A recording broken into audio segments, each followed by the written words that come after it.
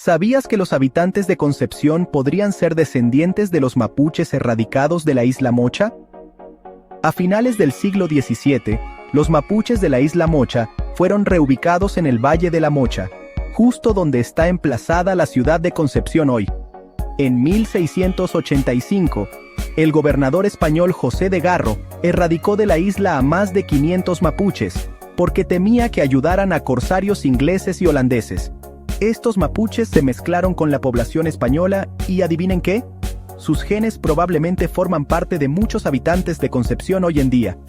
Esta historia increíble nos recuerda que nuestras raíces pueden estar más mezcladas de lo que imaginamos. Así que deja atrás tus prejuicios y celebremos nuestra diversidad. Denle like, suscríbanse y compartan para difundir este dato curioso. Concepción, #. Mapuche #, ADN #, Chile.